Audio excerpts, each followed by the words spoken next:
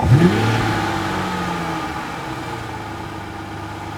model fans, welcome back to the channel, welcome back to another video, or if you guys are new here, joining for the first time in 2025, welcome to my channel, welcome to Ducky's Model Cars. As always, my name is Kenny, aka Ducky, your host, fellow collector, and model enthusiast. And for today's video, I'm going to be doing another model review. This one's going to be a little bit different in the sense that this was a request by someone in the comments on a video a little while back. I don't remember exactly when. Obviously, it took a while for the model to come in, for me to get my hands excuse me, on one. But yeah, this video is by request, and today I'm going to be reviewing the Lamborghini Miura SVR Jota by AUTOart. And just a quick little disclaimer, I don't actually own this model. This isn't part of my personal collection. I just been loaned to me by my friend Keith's Model Cars, just for the purposes of doing this video for you guys. So everyone in the comments go say thank you, Keith, for that. Now, who knows, maybe by the time I'm done with this review, I might convince myself that I want to add the model to my collection. But yeah, just in case something a little bit different, I'm going to take it off the base or stuff. Just know this isn't currently in my personal collection, but these are going to be available from Keith. So check out the website or go visit in store. Again, info down below. But anyways, let me stop yapping at you guys. You want to see the car, so let's go ahead and get right into it. All right, everyone. So just for a second, let's not pay attention to the box back there, although you guys have probably already seen that video. If you haven't, Aston Martin DB5 Goldfinger. Anyways, we're focusing on the Lamborghini Miura SVR. So again, I might as well do a full unboxing. So not really much special with the box, your standard AUTOart box. So obviously this side you have what it is with the AUTOart logo. And then on the side you just have the standard AUTOart logo. And on the other cover you have just the Lamborghini logo, again with the name of the car.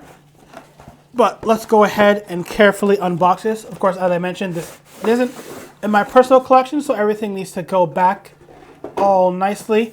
So again, you have your standard box, nice styrofoam. Obviously, it would normally come taped. This one is obviously the tape has been broken because Keith and I were having a look at it, and obviously so I can show you guys the car. Not much to show up on top. You obviously get the standard key from AUTOart to open up all the opening panels.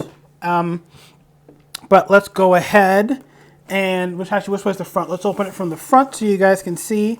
So here we go. And boom, there we go. Here's our Miura SVR Jota. Now, as always, I like to give a quick little backstory and facts of this car. So, of course, the Lamborghini Miura was first launched in 1966 from Lamborghini. And it kind of rocked the car world, you know. I think it was one of the first cars to have the engine in the back, mid-engine chassis. Highly regarded as one of the most beautiful cars ever built, the Lamborghini Miura. At least I personally think so as well. You may or may not agree. Obviously, it came with V12 in the back, and it was obviously, you know, powerful, had good looks and everything. But it had a few shortcomings. You know, it wasn't the best handling, it didn't have the best ride and all that. So they created the Miura SVR to try to help those shortcomings. But then Lamborghini test driver in 1970, Andy Wallace, actually wanted something a bit more racier, a bit edgier. So that's when he, in the workshop, basically created the Jota. So what he did, so obviously the standard Miura has none of this extra stuff on. Obviously no wing, no wider tires. But basically for the Jota, he put wider tires on the back, updated the suspension. He put 2 fuel tanks on either door for better weight balance. And he reworked the front splitter here for more of a racing splitter.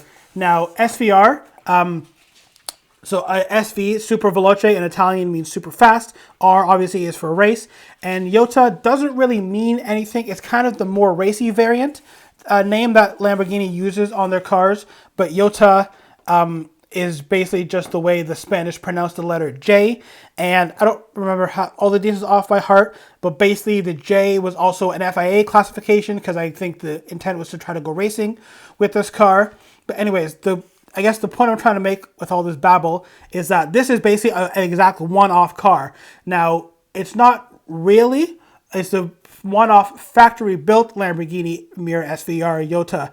Now, some clients actually did like the car so much that they actually commissioned Lambo to make them their cars, but they were never as aggressive or quite as spot-on as the original Jota, which we see in front of us, which was obviously created by Lamborghini test driver Andy Wallace. So there we go, guys. Now that we have a bit of the backstory of what this car actually is, Once again, I will say it's really cool that AUTOart does models like this that are super rare. Again, I mentioned it in my my R34 Z-Tune video that, you know, they did make the regular Skyline, but they also went on and made kind of the special version with the Z-Tune, which I believe they only made like 10 or so. So it's really cool to see that AUTOart makes these obviously super rare kind of one-off models. But anyways, to talk about the model a bit, and again, like I said, this isn't mine, so we're going to leave it on the base for now. Fortunately, there's not really much to see on the bottom. I'll post the actual picture from the AUTOart website, but basically it's just kind of flat. On the bottom, I think you see a bit of the exhaust. But so yeah, obviously this is the more aggressive version of the Lamborghini Miura. So you have this added splitter. Let's talk about that Wallace put on. Of course, being an AUTOart model, this is fully opening. So if we take our key here, gently, we can open the passenger door and have a look inside. And of course, because race car, the door cards are completely stripped out. So basically you just have a little lever there to close your door. I don't actually know how the gas tanks were fitted, excuse me, on the real car. So I'm not sure if you see there. I would assume they're built into the actual door, obviously so that you don't hit them. But I guess kind of famously, the car was crashed, and I guess to really no surprise with having gas tanks in the door, the car kind of blew up in spectacular fashion apparently. So yeah, the original car is actually no more, unfortunately. But we can go ahead and open up, and again, you can see there in the trunk, I'm not sure, I don't know if there's a reserve fuel tanks or what, but obviously this car is built for racing, not for every day, so you lose a bit of trunk space with those boxes in the back. So we have the extra louvers in the back window, not just the standard glass that the regular car had, obviously to help with airflow and downforce. And of course, one of the big talking points is this extra wing that was put on top, again, because race car to help go racing, obviously to help with downforce and improve handling and all that. Okay, so since we opened up the trunk and we saw there's not much to look at there, let's have a look at the engine bay where you can actually see something. So of course, we have our lovely V12 engine in there. And again, very lightweight and open. You can see the exhaust basically almost fully exposed in the back there, again with the no rear mesh, which actually looks really cool from this angle. But yeah, very, very early version of the Lamborghini V12, which of course in some basic form still exists today in the new cars.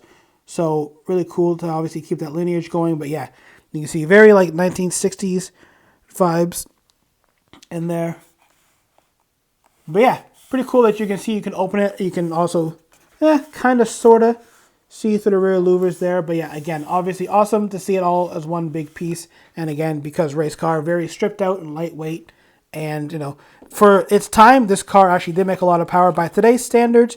Maybe not so quick, but back in the 1960s when this launched and then the 1970s with this version, I'm sure this car actually probably ripped down the road.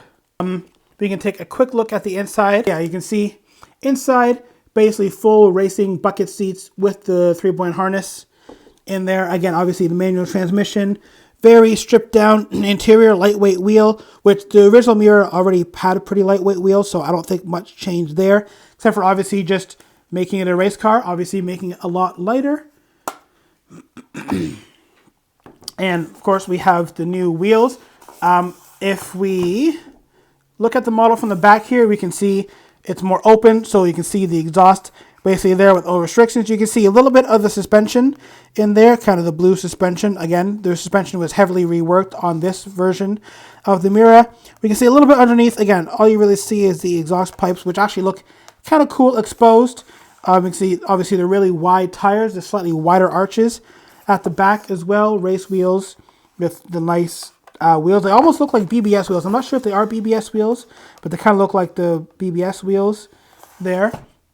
And then, as I mentioned it, let me go ahead and gently, and I do mean gently, we'll open the front. Of course, it's a front hinged mount, so the engine opens forward, and the entire front clam is all one piece, again, in the name of weight savings. And again, because race car, you don't have anything in the front. You just have your radiators and I guess some coolant tanks and everything in the front. Again, we can see the suspension work, but yeah, because race car, nothing really to show at the front, except it is really cool to see it open there. And I guess let's just go ahead and open up the back And I guess make this go full Transformers mode for a second, because it's really cool to see. You can open both doors. So there we go, guys. There's the model fully open. That's what it looks like. And again, it's really cool because there's not very many actual body panels to this. You have basically the entire front clamp, you have the entire rear clamp, and then you kind of have, obviously, the whole chassis, and then you kind of have this middle section, and that's about it, plus the 2 opening doors. So just a few other things to touch on with this model, everyone. So as you may or may not know, with the Lamborghini Miura, it did have a kind of, I guess, a very early version of pop-up headlights. So in the standard car, the headlights would kind of sit flat, and when you would put them up, turn them on, I should say, the bulbs would kind of lift up inside the bodywork here. But I guess because race car, again, adding lightness, that would have a little motor or a little part in it that would add a bit of weight. So for the SVR, they made it kind of a fixed headlight. So you can see the headlight just sits fixed in the back there, obviously with the clear cover over it. That's going to, of course, save a little bit of weight. We have our fuel filler up here because, of course, as I mentioned, the gas tanks were actually stored, the fuel tanks were stored in the door on the Jota, which, again, didn't exactly go so well down in the future. But yeah, we have our fuel filler cap right there. And yeah, well, mono wiper, but also kind of mono wiper split into 2 for this. So you can see there's only 1 arm, but there's 2 wipers stuck on it. I don't know how effective that's going to be, but hey, I guess as long as the driver can see, that's really the only thing that really matters. And yeah, overall design of this model, I do like it. I think obviously it's executed very well. I feel like AUTOart never really misses. It's just finished in a standard red paint, which is what the original car was painted in. So of course this is true to form. We can see the little Bertone design badge there, because of course Bertone designed one of the design houses that helped with Lambos back in the day, and I think actually might still to some extent today. I'm not sure. Kind of akin to how Pininfarina worked with Ferrari to design their cars back in the day, well, up until the 458, which, fun fact, was the last Pininfarina designed Ferrari. But yeah, overall design of this car, I do like it. I'm not sure if I would actually add it into my collection. I kind of prefer the sleeker lines of the regular Miura. Although it would be cool, as I said, given that this is a complete one-off, at least from a factory-built